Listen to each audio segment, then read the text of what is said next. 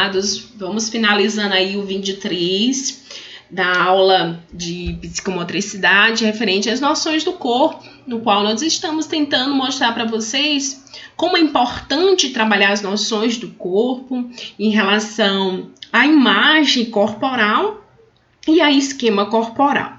Então, vamos aí também lembrar, anote aí, muito importante fazer uma recapitulação em relação ao esquema corporal. Eu vou falar aqui um pouquinho dessa representação, porque é importante a representação espacial.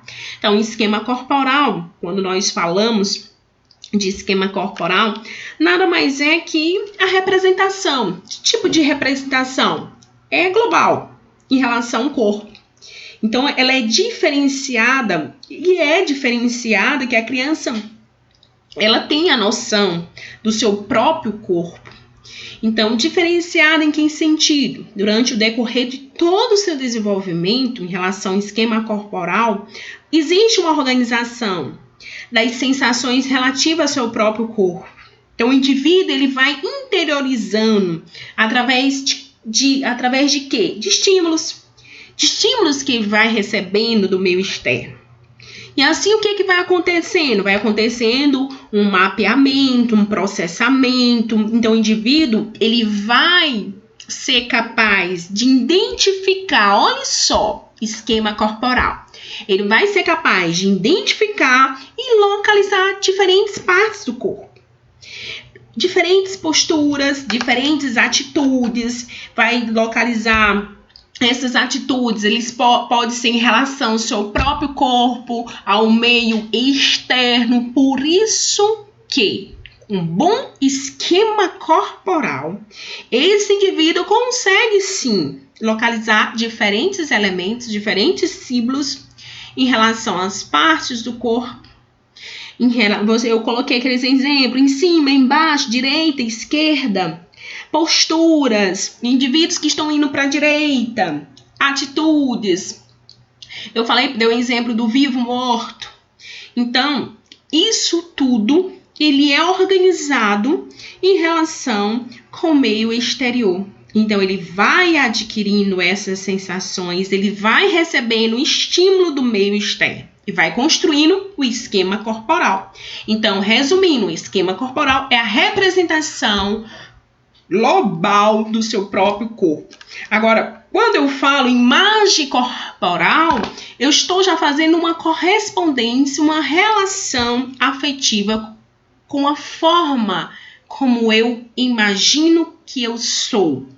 Então, diferente do esquema corporal, que aponta o que eu tenho, a imagem corporal, ela já trata de quem eu sou. Que nem sempre corresponde à realidade. Por isso, gente, nós estamos falando dessa representação espacial que é importante. Por isso que ela tem uma finalidade topográfica cinética. Então, essas representações espaciais, eles têm um objetivo de fazer um diagnóstico, sim, de adaptação espacial. Inicialmente, é importante que essa criança seja informada, né, quais são os objetos que tem dentro, por exemplo, de uma sala de aula. É importante que profissionais, que a família, a mãe, o pai, a avó, o cuidador, ele identifique, ele informe quais são esses objetos. Por isso, que quando se trabalha esquema corporal, existe essa relação com o meio exterior, no qual as crianças elas vão se organizando em relação às sensações que ela encontra no meio ambiente, a relação que ela tem do meio ambiente com o seu próprio corpo. Então, ela vai se organizando e vai se tornando capaz de identificar. Então, ela cria alguns trajetos. Então, eu botei aqui, que um exemplo é que essa criança, a partir do momento, inicialmente informa a criança os objetos da sala, se encontram desenhados no plano. Então, cria um trajeto com um lápis e solicitamos a realização motora. Então, olha aí a importância da relação com o meio externo para que ela possa ir construir o seu esquema corporal. Então, aqui mostra aí a organização, né, do meio externo.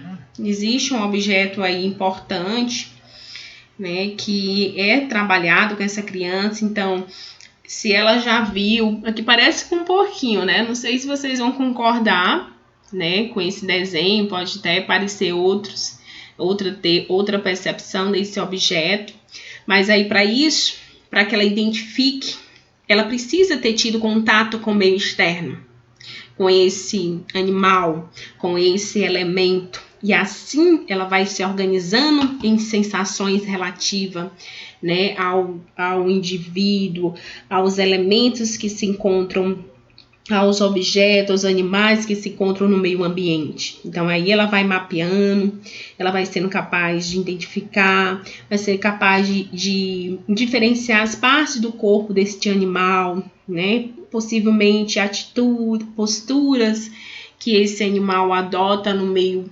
ambiente. Então aqui, ó, simples, vira o peixe do lado, movendo apenas 3 palitos.